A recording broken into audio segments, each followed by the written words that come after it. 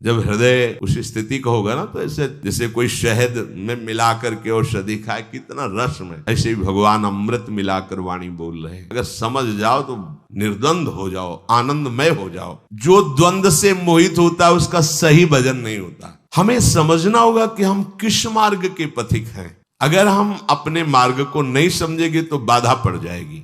द्वंद मोह से मोहित हुआ उपासक ठीक से भजन नहीं करता। ये द्वंद है। आप से अगर आंतरिक हृदय से देखो, झांक कर, आपको भरोसा किसका है? किसका भरोसा? निवृत्ति मार्ग में एक मात्र केवल हरि गुरु का भरोसा होता है। हरि गुरु चरण सेवा अनुष्ठान, एक आजीवन केवल प्रभु का भरोसा। ये प्रभु भोजन दे गए, ये प्रभु व्यवस्था कर गए। या और थोड़ी नीची स्थिति है उपासक की, तो देखता है प्रभु के द्वारा ये प्रेरित है, उन्हीं से निमित्त। वो साक्षात प्रभु तो नहीं देख पा रहा, पर वो देखता है प्रभु ने इसे निमित्त बनाया। एक शरीर में लंगोटी, कई दिन भिक्षा भी न जाना, तो लाडली प्रेरणा कर। बाबा मेरी मैया कहती, कई दिन से तू मधुकरी को नहीं आया, इच्छा है। स्वयं श्री जी कह रहे, मंडल में कोई भूखा सोता है तो लाडली जी को बड़ा दुख होता है। देखो तुम प्रसन्नता के लिए ही तो साधना कर रहे हो, लाडली जी के लिए। बाबा जाया कर, ऐसी करुणा समुद्र। लाडली जी स्वयं उनको ऐसा उपदेश करते। चाहते तो राज दरबार खड़ा कर देते वृंदावन में, सारे सुख भोग। महारानी जी का महल वो जैसे रखे, उनकी बात। हमारा कोई अस्तित्व नहीं, हमारा कोई सहयोगी नहीं, श्री जी के सिवा हमारा कोई सहयोगी नहीं। ये हमारे हृदय में, हमारे जीवन में, हमारे आचरण में होना चाहिए। कभी पूरा जीवन व्यतीत कर दो, किसी एक का भी फोन नंबर नहीं होना चाहिए कि इसका फोन नंबर करेंगे तो हमारा काम बन जाएगा। समझ लो आप पतित हो गए अगर ऐसा है जीवन में। हम जिसके भरोसे उसको फोन नहीं करना होता, वो पहले से व्यवस्था रखता है। कोई भारी से भारी संकट अगर आ रहा है तो पहले से बचाव पक्ष वो जान रहे। हमें फोन नहीं करना है कि हाँ अमुक आओ और हमारी व्यवस्था करो, हमें बचाओ। तो धिक्कार है ऐसी निवृत्ति परक बुद्धि। निवृत्ति परक चली थी और ऐसा निश्चय कर रही, कहाँ है भरोसा, कहाँ है? ये द्वंद्व नहीं, किसी से राग न किसी से द्वेष। जो भजन बिल्कुल नहीं करते उनकी अपेक्षा तो जो द्वंद्वों से युक्त है, पर भजन करने वालों की एक विलक्षणता होती है। उनके अंदर एक ही आग होती है, मुझे प्रिया प्रीतम से मिलना भगवत। इसी आग में वो भूख प्यास काम क्रोधात सब अग्नियों को सह जाता है। ये इतनी भारी आग होती है, वेग उसको परास्त नहीं कर सकता। कोई भी वेग पर ऐसा कभी चित्त में नहीं आया। गुरु कृपा से, आराध्य देव की कृपा से कई दिन भोजन नहीं मिला। कभी ऐसा नहीं आया कि चलो 2-4 दिन घर घूमे। कभी जिस दिन से जन्मभूमि का त्याग हुआ, दिन से कभी जन्मभूमि में बैठ के कवल भोजन नहीं हुआ। कभी दोबारा उधर जिस दिन से वो क्षेत्र छोड़ा, ये कृपा से हुआ है, हमारे बल की बात नहीं, कृपा से हुआ है। और यौवन अवस्था ऐसे कटी है, चित्त लालायित होता है उस अवस्था में, चिंतन छोड़कर भोगों का चिंतन। भोगों का चिंतन जब होता है जब यहाँ खट्टी डकारा अच्छे पदार्थों की, तब भोगों का। यहाँ तो आग लगी है, कवल भी नहीं मिल रहा, उससे ज्यादा आग लगी, कैसे अनुभूति हो? मैं शरीर को जन्म जन्मांतरों से स्वीकार की हुई डोल रहा हूं, मेरा स्वरूप क्या है, कैसे इसकी अनुभूति? काशी के घाटों में यही पागलपन चढ़ा था, कैसे मुझे ब्रह्मानुभूति, क्या मेरा स्वरूप है, कैसे साक्षात्कार हो? जिसके अंदर ये आग जल जाती फिर वहां गुंजाइश नहीं। यहाँ भजन करने वालों की विलक्षणता के लिए प्रभु वर्णन कर रहे हैं, जिनका उद्देश्य केवल भगवत प्राप्ति है, किंचन मात्र किसी की तरफ आकर्षण की वृत्ति नहीं है। भजन करने का स्वरूप ये है। कोई भोग तभी परास्त करता है जब हमारे अंदर उसके प्रति प्रियता होती है, महत्व होता है, उसका चिंतन होता है, भोग सुख की आकांक्षा होती है। विश्व सम लागत ताई, नारायण ब्रज चंद की लगन लगी है। मनुष्य शरीर ये मिला है, अब हम जब भगवत आश्रित भगवत लक्ष्य वाले हैं तो इसका निर्वाह केवल प्रभु के ऊपर, केवल एक भरोसो, एक बल, एक आस विश्वास, एक राम घनश्याम हित चातक तुलसीदास। बने तो रघुवर ते बने, बिगड़े तो भरपूर तुलसी और अंते बने ताबरी में। भगवत प्रियता जागी तो पीछे रत्नावती जी के पावन चरित्र में सुना, उन्होंने कहा आज से मैं नियम लेती हूँ, इस राजा का अन्न नहीं खाऊंगी। पति है, आज से इस राज अन्न का त्याग कर नहीं, ऐसे ही मार्ग में चला जा, केवल भगवदा। निवृत्ति मार्ग में, प्रवृत्ति मार्ग में धर्म के द्वारा कमा करके अतिथि का सेवन, साधु सेवन आदि आदि। भगवत कृपा से भगवत प्राप्ति होगी ऐसा उसका दृढ़ निश्चय हो जाता है। जिसके हृदय में ये निश्चय हो, जितने भी पुण्य हैं, पुण्य के अनुष्ठान हैं, ये सब आधे हैं। पूरा पुण्य क्या होता है? मुझे इसी जन्म में भगवत प्राप्ति करनी, इस बात से बढ़कर कोई पुण्य ही नहीं है, कोई तीर्थ नहीं महान। इससे बढ़कर जे ही ये लक्ष्य आएगा, सारे पाप नष्ट होना प्रारंभ हो जाएंगे। जितने तीर्थों का अवगाहन दान पुण्य है वो सब आधा पुण्य है। पूर्ण पुण्य क्या है? सबसे बड़ा सुकृत क्या है? भगवान का आश्रय लेकर भगवत भजन करते हुए भगवत प्राप्ति करना। इससे बड़ा कोई सुकृत नहीं है। भगवत विमुख पूरा प्रभु के सन्मुख होकर भगवत प्राप्ति का उपाय करते हुए आगे बढ़ना सबसे बड़ा पुण्य। प्रभु से विमुख होकर संसार के भोगों को भोगना सबसे बड़ा पाप। उपासक को जैसी पवित्रता इस बात से प्राप्त होती है, मुझे इसी जन्म में श्यामा जी के चरणों में पहुंचना है। अब इस बड़ी बात के आगे कोई बात टिकेगी नहीं। अगर ये बात आ गई, अगर ये बात आ गई तो अब कोई बात तुम्हें परास्त नहीं कर सकती। जहां राधा चरणारविंद की प्राप्ति की बात आई, वहां कोई बाधा प्रवेश ही नहीं कर सकती। एक तरफ प्रभु की तरफ चलने का निश्चय और दूसरी तरफ जितनी भी क्रियाएं हैं वो सब अपने प्रभु के लिए पूरा हो गया। अब इससे बड़ा कोई पवित्र नहीं, इससे बड़ा कोई अनुष्ठान नहीं, इससे बड़ा कोई ज्ञान नहीं। समझ लो, हमारा जीवन भगवत प्राप्ति के लिए हम निश्चय करते हैं इसी जन्म में हम श्यामा श्याम के समीप पहुंचेंगे। ये एक। अब आधा जितनी क्रियाएं हैं वो सब श्यामा श्याम की प्रसन्नता के लिए करेंगे। अपूर्ण हम क्या है, क्रियाएं तो भागवतिक करते हैं पर निश्चय नहीं हो पा रहा, समर्पण आत्मसमर्पण नहीं हो पा रहा, इसलिए आधा ही है। हमें श्री जी से मिलना है, हमें सुखी होना है, ऐसा मान लो। हमें आगे जन्म मरण के दुख में नहीं फंसना, हमें प्रभु से मिलना है, ये पहला निश्चय। अब इसको क्रियान्वित करो। जितनी मन वचन कर्म से चेष्टाएं वो सब आराध्य देव के लिए करो, बस सारा ज्ञान हो गया। यही सब शास्त्रों का सार है। चाहे जितना पढ़ लो, चाहे जितना सुन लो, सबका सार यही,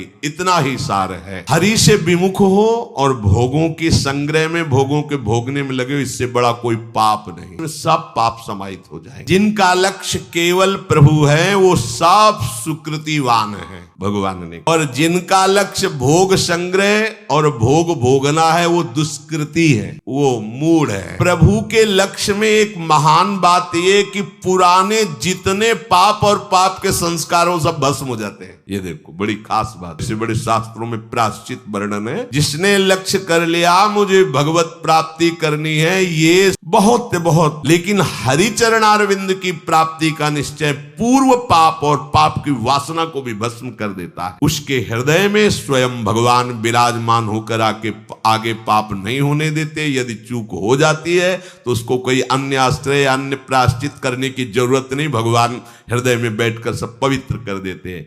भगवान स्वयं के, मैं उसके हृदय में बैठ करके स्वयं अब संचालन करता हूं। अगर कहीं उसका देहाभिमान जरा सा बकाया स्फुरित हुआ, कोई चूक हो गई, तो मैं हृदय में उसके बैठा हूं। इसलिए धुनोति सर्वम हृदय सन्निविष्टा, मैं धोकर सब बहा देता हूं उसकी अपवित्रता। यह है भगवदास। सच्चे हृदय से केवल तुम्हें चलना और यंत्रवत चलना है, कठपुतली बन के चलना है। जैसे नचाए कठपुतली वाला वैसे ही नाचना है। ते द्वंद्व मोह निर्मुक्ता भजन्ते माम दृढ़ व्रताः। जब भगवान की तरफ चलते हैं तो कई प्रकार के द्वंद्व लग जाते हैं। भगवान का तो भजन करना है, पर यह भी तो कर्तव्य है संसार के रिश्ते नातों का निर्वाह करें। परिवार के जन ऐसा भी उपदेश करने लगते हैं, तो आते हैं तो अब आप निरपेक्ष वृत्ति धारण किए। क्या सीखा अभी तक भजन में? क्या सीखा? पत्र भगवान है तो तुमको हम में भगवान नहीं दिखाई देते? हम तुम्हारे भैया हैं, हमारे से बात क्यों नहीं करते? हमारे से क्या, तुमने क्या भजन किया यार? अगर भजन किया सब में भगवान, तो हम में तुमको दुश्मन नजर आता है। हमें क्यों भगवान नजर नहीं आते? हमें क्यों नहीं पास बैठने देते? क्यों नहीं बात करते? एक बार पूज्य स्वामी श्री अनंग बोधाश्रम स्वामी जी महाराज, ये सब महिमा युक्त महापुरुष, राया दिगंबर ही रहते थे। भाग पड़े, आसन में बैठे थे, उठे भाग पड़े, नहीं मिले। गए तो संतों ने कहा महाराज आपकी स्थिति तो ऐसी, आपको क्या? उनका नहीं, शास्त्र की आज्ञा। पूर्व शरीर परिचित जनों से जो संसारिक राग से हैं, जो मुझे बेटा समझते हैं, जो मुझे संसारिक संबंध से संबोधन करते हैं, हमारा उनसे कोई अगर ये विरक्त होकर भगवत मार्ग के पथिक होते तो खड़ा होकर इनका आदर करता। लेकिन उसी भाव से ये अपने भाव में रहे तो इनका भी कल्याण हो जाएगा, क्योंकि हम अपने भाव में हैं और इनको मानना है कि मेरा पुत्र है इसलिए इनका कल्याण हो जाएगा। लेकिन यदि हम इस भाव को स्वीकार किया कि हम इनके पुत्र हैं, अब नहीं, इसकी सिद्धि इसी में होती। अभी प्रकट होकर जा रहे हैं, पीछे भगवान व्यास देव जी जैसे पिता बुला रहे श्री सुखदेव जी को, एक बार भी मुड़कर पीछे नहीं देखा, एक बार भी मुड़कर के नहीं देखा। हा पुत्र, एक बार भी मुड़कर नहीं देखे। पिता भगवान के अवतार श्री व्यास देव जी, ऐसा निवृत्ति मार्ग एक अलग मार्ग। इसमें केवल भगवत संबंध से, बस आप वैष्णव हैं, भगवत चिन्हों से युक्त हैं, आप बैठिए चर्चा। श्री जी, द्वंद्व होते हैं उपासक के अंदर। यहाँ जब हमने लक्ष्य बना लिया भगवत प्राप्ति, तो अब हमारा परम कर्तव्य है। साधारण धर्म का पालन किया जाता है, परम धर्म की प्राप्ति के लिए परम धर्म में स्थित होने पर साधारण धर्मों का त्याग कर दिया जाता है। कर्ण जी से उनके पिताजी ने पूछा कि धुंधकारी के आतंक से मैं बहुत पीड़ित हो चुका हूं, अब मैं क्या करूं? उनका निवृत्ति परायण धारण करके वनवास करते हुए भगवत प्राप्ति करो। कैसे करूं? जीवन तो गृहस्थी में बीता है। तो उन्होंने उपदेश किया, निश्चित तुम्हें भगवत प्राप्ति हो जाएगी अगर ऐसे चलोगे। कैसे? बोले धर्मम भजस्व। ब्राह्मण वंश में प्रकट हुए थे, पूरा आज तक गृहस्थ धर्म का अक्षरशः शास्त्राज्ञा से पालन किया है। बोले नहीं, त्यज लोक धर्मान। अभी तक लोक धर्म का पालन करते रहे, अब नहीं, लोक धर्मान। धर्मम भजस्व सततम त्यज लोक धर्मान। बोले लोक धर्मों का त्याग करके जिस धर्म के भजन की बात कर रहे हो उसका तुम्हें पूर्ण परिचय ही नहीं। एवं सदा साधु पुरुषन, संत महात्माओं का आश्रय लो और उनके पास बैठ करके उनकी चरण सेवा के प्रताप से जानो कि भागवत धर्म किसे कहते हैं। सेवन सदा साधु पुरुषन, साधु पुरुषों के समीप रहने पर भी धोखा हो जाएगा यदि सावधान नहीं रहोगे। बड़ा दुर्लभ है संत महात्माओं का सेवन करना। कामना और तृष्णा का त्याग करके साधु महात्माओं की कोई अनुकूलता प्रतिकूलता की बात मन में रखोगे, भोगों की तृष्णा रखोगे तो दूर हो जाओगे, लाभ नहीं ले पाओगे। हृदय में जांच के देख लेना। कामना और तृष्णा का त्याग करके यदि संत समागम करोगे तो परम धर्म का परिचय मिल जाएगा, उसमें चलने की क्षमता मिल जाएगी। और जब हम इस मार्ग में चलते हैं तो कहीं गुणाभिमान न हो जाए, इसलिए किसी के भी ना गुण देखो ना दोष देखो, एकमात्र भगवत भाव से रहो। सब में प्रभु विराजमान है। गुण दोषों को देखोगे तो मायाकृत राग और द्वेष में फंस जाओगे, स्तुति निंदा करने लगोगे, तुम्हारा मार्ग रुक जाएगा। समय कैसे व्यतीत? ठाकुर जी की सेवा, संत सेवा, जगत सेवा, भगवत भाव से निरंतर भगवान के नाम गुण रूप लीला का गायन, श्रवण और चिंतन करते रहो, इसी से भगवत प्राप्ति हो जाएगी। जब हम प्रभु के मार्ग में चल दिए तो उपासक के लिए ये द्वंद्व नहीं होना चाहिए कि हम कर्तव्य का पालन करें कि भजन करें। भजन परम कर्तव्य है। जो भजन करते हुए कार्य करोगे सब सिद्ध सेवा पूजा बन जाएगी। अगर भजन छूटता है तो सो सब कर्म धर्म जर जाऊ। कर्म नहीं वो धर्म नहीं जो भगवत विस्मरण करा दे। जोग कुजोग ज्ञान अज्ञान, वो जोग जोग नहीं है, वो ज्ञान ज्ञान नहीं है जिसमें भगवत चरणारविंद का विस्मरण हो जाए। प्रभु का भजन बड़े भाग्यवानों को अवसर मिल रहा है। भाग्य उसी का, हरि कृपा हो गई। अब ये परम धर्म का त्याग नहीं करना, इसीलिए भगवान स्पष्ट बोले सर्वधर्मान परित्यज्य माम एकम शरणम व्रज। भगवान कह रहे तुम्हें भय लगता हो कि पाप लगेगा तो हम त्वं सर्व पापेभ्यो मोक्षयिष्यामि मा शुचा, मैं तुम्हें समस्त पापों से मुक्त करूंगा। ये सब कानून के विधान को बनाने वाले भगवान बोल रहे हैं। सब सिद्धांतों के रचयिता, जिनकी श्वासों से समस्त वेदों का प्रादुर्भाव हुआ, जिनकी चरण रज का आश्रय लेकर बड़े बड़े ब्रह्म ऋषि महात्मा जन भगवत साक्षात्कार के स्वयं भगवान कह रहे हैं हम। दूसरा द्वंद्व उपस्थित होता है, मैं किसकी उपासना करूं?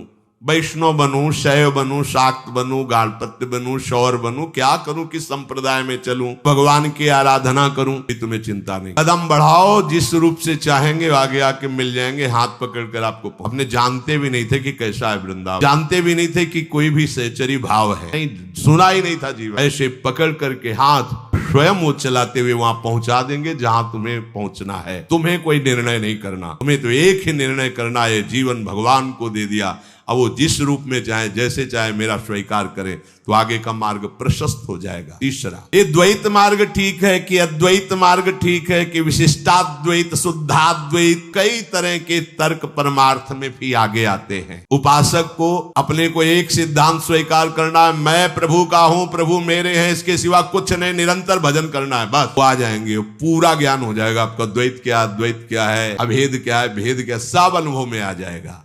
चौथा, प्रभु की प्राप्ति के लिए भक्ति मार्ग श्रेष्ठ है, ज्ञान मार्ग श्रेष्ठ है कि कर्म मार्ग श्रेष्ठ है कि ध्यान योग श्रेष्ठ है, हठ योग, लय योग, मंत्र, कितने मार्ग हैं, कोई भी द्वंद्व नहीं रहना चाहिए। योग मार्ग में कुंडलिनी जागृत सबसे बड़ी उपलब्धि मानी जाती है, फिर उसी के द्वारा सुषुम्ना मार्ग खुलता है और ब्रह्म साक्षात्कार समाधि तक पहुंचता है। कानपुर में गंगा के किनारे थे तो किसी विशिष्ट पदाधिकारी के साथ एक संत आए, वो बहुत प्रचार प्रसार था कि कुंडलिनी जागृत हो गई। ऐसा तो जो हमारे समीप आए तो प्रणाम भगवत भाव से हुआ, फिर वो ऐसे शुरू हो गए। कुछ ऐसा रहा कि ब्रह्मबोध संपन्न महापुरुषों का आश्रय रहा, इसलिए कभी कहीं आकर्षण नहीं हुआ, कहीं कोई संशय नहीं हुआ। वो थोड़ी देर बाद रुके और कहने लगे कि महाराज हमें कुंडलनी जागृत हो गई। हमने तो प्रश्न ही नहीं किया, वो हमें तो नहीं बोले ये जो चेष्टा देख करके आपको कुछ आश्चर्य होगा, कोई सर्वाश्चर्य प्रभु को देख रहे हैं तो आपकी इस आश्चर्य से क्या होगा। हमका जो आपने बोला ही तो आपको बता दे, बंद करो। ये बेचारे प्राकृतिक पद के अभिमान वाले या प्राकृतिक भोगों में भोगने वाले, कुंडलनी जागृत का मतलब खोपड़ी हिलाना नहीं है, ये करना नहीं, उसमें दशा हो। अगर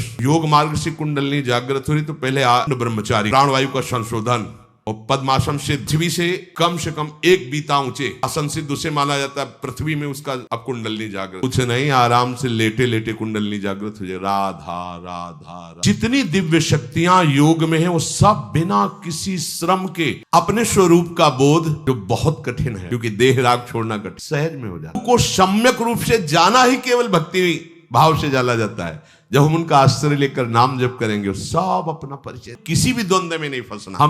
हमें बस एक निश्चय रखना है कि हम एक भी श्वास खाली नहीं जाने देंगे, भजन का अंतराय नहीं होने देंगे। प्रभु के सिवा हमारा कोई नहीं, प्रभु हमारे जीवन धन है, सब कुछ प्राप्त हो जाएगा। मान लीजिए सम्यक ज्ञान जागृत हो जाए, सम्यक ज्ञान, जिधर वृत्ति जाएगी उधर पूरा का पूरा पर्दा फाश हो जाएगा, क्योंकि आपके अंदर अध्यात्म पावर जागृत हो चुका है। 5वां, जब हम भजन मार्ग में चलते हैं तो लोग हमारी बुराई करते हैं, उपहास करते हैं, निंदा करते हैं, तिरस्कार। तो भजन इसीलिए शुरू किया था कि सबको आपको प्रणाम करें, भजनानंदी कहें, आपको बहुत बड़ा माने, इसलिए आप भजन शुरू किए थे क्या? ये द्वंद्व नहीं होना चाहिए। भजन मार्ग में हम चल रहे हैं, हमारा कोई उपहास करेगा, पक्का करेगा ही, क्योंकि यही प्रोसेस है, इसके आप परिपक्व नहीं हो सकते।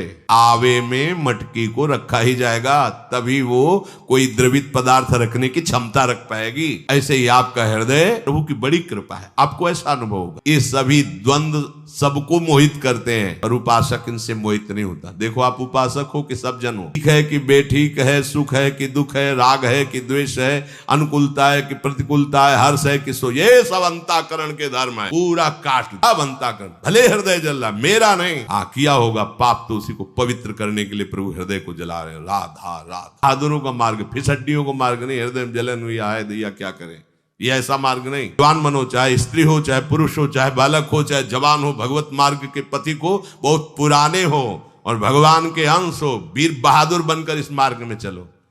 प्राणों का पोषण करना, शरीर का पोषण करना मेरा धर्म नहीं, मेरे आराध्य देव के ऊपर समर्पित है। मेरा केवल एक धर्म है कि जब तक श्वास है अन्य को स्वीकार नहीं करूंगा, आपके ही पीछे गले पड़ जाऊंगा, आपका ही सुमिरन करूंगा, आपके लिए ही जीऊंगा, आपके लिए। जब तक फैलते रहते हैं आसपास, जहां आप इनके गले पड़ जाएंगे, ये इतने कठोर नहीं है। पर्दाफाश कैसे दुलार करते हैं उस उपासक को, उसकी छाती, जैसे मीरा जी कहती, जाने मेरी छाती। उपासक किसी भी द्वंद्व में कहीं भी अटके नहीं, एकमात्र बस उनकी रुचि का पोषण करता है। उपासक और संसारी में इतना अंतर है, संसारी अपनी रुचि का पोषण करता है, प्रभु से भी अपनी रुचि का पोषण कराना चाहता है। ध्यान देना, उपासक अपनी रुचि का पोषण अपने आराध्य देव से, गुरुदेव से कराना चाहता है। ये संसारिकता है। शुद्ध उपासक वही जो उनकी रुचि, मन की रुचि जानी विधि अनुसार है। ये ज्ञान आपको प्राप्त हो जाएगा जब आप रुचि जानने लगोगे अपने आराध्य देव की, अपने गुरुदेव की। रुचि क्या है? अपनी रुचि को जो ही समर्पित किया तो उनकी रुचि जानने के अधिकारी हो जाओगे। जब तक आप अपनी रुचि का पोषण करेंगे तब तक आराध्य देव गुरुदेव की रुचि को नहीं जान पाएंगे। प्रियालाल की इच्छा मानो सहचरी रूप है, वो तत्काल वैसे ही संयोग रचना सब प्रारंभ। वहां थोड़ी कि सुनो थोड़ा जल ले आओ, प्यास लगी, कहने की थोड़ी जरूरत है। प्यास उठने के पहले ही अनुकूल जल की सेवा की आवश्यकता वहां प्रकट नहीं हो पाई और सेवा की सोच पहले पहुंच गई। मन की रुचि जानी नेह विधि अनुसार। मनुष्य का एक स्वभाव होता है कि उसको परमार्थिक बातें सुनने में अच्छी लगती हैं, अपनी बुद्धि में रख के सुनाने में अच्छा लगता है। ये प्राय है, ये सब नाशवान है, सब हम प्राय देखे। लेकिन उनसे पूछो कि फिर ये नाशवान संसार में राग क्यों कर रहे हो? जब भजन करने से आनंद की अनुभूति होती तो आप भजन क्यों नहीं कर रहे हो? ये नहीं, ये स्वभाव है कि वो अपना कल्याण करना नहीं चाहता, फंसा इसी संसार में रहना चाहता है, और वो जानता सब कुछ है। मनुष्य जन्म की सफलता इस जानकारी में नहीं है। अपना कल्याण कर लो, भगवत प्राप्ति कर लो, ये जानकारी को अपने आचरण में उतार लो। व्यवहार में आता है, केवल ये सोचने से या जानकारी से काम थोड़ी चलने वाला है। हम भी जानते हैं संसार नाशवान, पर जिएंगे कैसे भाई? रुपया चाहिए, हमें तो कामना की पूर्ति चाहिए, बेटी का ब्याह करना है, अमुक अमुक कार्य है। भजन ब्याह करवा देगा क्या? भजन जो है अमुक काम, भजन को इतना छोटा समझे हो क्या? अरे जिसने इस संपूर्ण प्रपंच को रखा है, भजन करने वालों के आगे वो ग्रीवा झुका देते हैं। तुम संतात गोपीजनों से क्या प्रभु श्री कृष्ण कह रहे हैं? बहुत जन्म लेकर अनंत काल तक यदि हम तुम्हें सुख पहुंचाए तो भी हम तुम्हारे ऋणी रहेंगे, तुम्हारे प्रेम के ऋणी रहेंगे। यह है भजन। क्या दुर्लभ है, अभी तो जाना ही नहीं, क्या दुर्लभ है भजन करने वालों के लिए, आपको पता नहीं। सब कुछ व्यवस्थित ढंग से हो जाएगा। बालिका के पैदा होने के पहले ब्याह निश्चय उसके हो चुका। निश्चय किसको? ये दूल्हा। जो विधना ने लिख दिए, छठी राव के अंक आई घटे विधान में लिख चुका है। एक बात विधान में नहीं लिखी कि भगवान मिलेंगे, इस बात को तुम विधान रचो। तुम ऐसा निश्चय करो कि ये जन्म भगवत। वो विधान है। जिनके घरों में, जिनके द्वारा घर चल रहा था, वो किसी कारणवश उनकी आयु समाप्त हुई, पधार गए तो उनके घर में ताला लग गया, सब भूखों मर गए, किसी के ब्याह नहीं हुए, किसी का उत्सव नहीं हुआ। क्या? क्यों? वो विधान है, वो चल रहा है। एक कृपा से तुम्हें संयोग मिलेगा संतों का संग, और उसमें सत्संग में ये विवेक की आप मुझे भगवत प्राप्त, ये तुम्हारा नया विधान होगा। सांसारिक काम करना पड़ेगा। संसार में तो हमें चीज वस्तुएं चाहिए, उनके बिना कैसे काम चलेगा? संसार में जब काम करेंगे तो झूठ बोलना पड़ेगा, कुछ पाप भी करना पड़ेगा। भाई भजन वजन तो ये बाबा जियों काम, हमारा जानकारी सब। और वो लोग ऐसे विचार से भजन का तिरस्कार कर देते हैं, भजन को हटा देते हैं। सांसारिक काम की जितनी आवश्यकता है, रुपए की जितनी आवश्यकता है, कामनाओं की पूर्ति की जितनी आवश्यकता है, वो भजन स्मरण की, भगवत प्राप्ति की आवश्यकता नहीं। लोगों को देख लीजिए, अगर भजन स्मरण की तुम्हारे अंदर आवश्यकता हो जाए तो सब आवश्यकताएं अपने आप पूर्ण हो जाएंगी, और ये बड़ा काम हो जाएगा कि अनेक जन्मों से जो प्रभु से विमुख भटक रहे थे वो भगवत प्राप्ति हो। महापुरुष कहते थे, जैसे दो लकड़ियों के घर्षण से अग्नि पैदा हो जाती है, ऐसे ही जिह्वा और नाम के घर्षण से दिव्य शक्ति पैदा हो जाती है। जो चाहोगे वो कर लो, तो आप उसका रटन करो तो आप में दिव्य शक्ति आ जाए। ये थोड़ा सा मन के विपरीत काम है, ये बात जल्दी समझ में नहीं आती। ऐसा लगता है नाम से क्या हो जाएगा, नाम से हो जाएगा और क्या बकाया रह जाएगा, और जान ही नहीं सकते, पा सकते हैं, जो चाहेंगे वो पा सकते हैं। बार मन को मार करके भजन में लग जाए, सब कुछ प्राप्त हो जाता है। इसीलिए भगवान कहते हैं, भजन जो द्वंद्वों से रहित हो गए वही मेरा भजन करते हैं दृढ़ व्रत लेकर के। चलो द्वंद्व रहे भी तो तुम किसी की बात मान लो द्वंद्व विमुक्ता नहीं हो पा रहे हो तो द्वंद्वों से मुक्त होने के लिए भी तो सामर्थ्य चाहिए। जहां हो वहीं से पुकारो राधा राधा, वहीं से नाम जप शुरू कर दो। केवल अब हमें भजन करना है, और जो भी कार्य करना है वो भजन के साथ ही करना है। तो सारा हमारा भार प्रभु के ऊपर है। वो देखो, एक जीवन दे के तो देखो यार, अभी तुम्हारा दिल फेल हो जाए फिर तुम क्या करोगे? यमराज से कहोगे क्या कि अभी अभी अमुक अमुक कार्य यार छोड़ दो, हमको नहीं छोड़ेंगे, ले जाएंगे, फिर तुम्हारा काम कैसे चलेगा? विचार करो, अभी आपकी मृत्यु हो जाए तो आप क्या करेंगे? तो अभी आप प्रभु को समर्पित होकर जीते जी देख तो लो यार, प्रभु का क्या चमत्कार है, प्रभु के आश्रय का क्या महामहिम स्वरूप है। मृत्यु के बाद तो देख नहीं पाओगे ना। आज से मान लो कि अपने आप को मार दिया, साथ प्रभु को दे दिया, अब देखेंगे प्रभु क्या करते हैं और हमसे क्या करवाते हैं। खूब नाम जप करो, और जो कार्य सामने आ जाए भगवत सेवा मान के करो, और निश्चिंत हो जाओ, पूरा भार प्रभु अपने कांधे पे ले लेंगे। पूरी सृष्टि के लिए कोई फर्क नहीं पड़ता तुम्हारा भार कितना है। एक सरसों की दाने की तरह भगवान शेष जी के फण पर अनंत ब्रह्मांडों सहित भूमि विराजमान है। अरे उनके लिए क्या दुर्लभ है? एक छोटे से परिवार का सम्यक रूप से पालन पोषण उनके लिए कोई बड़ी बात है?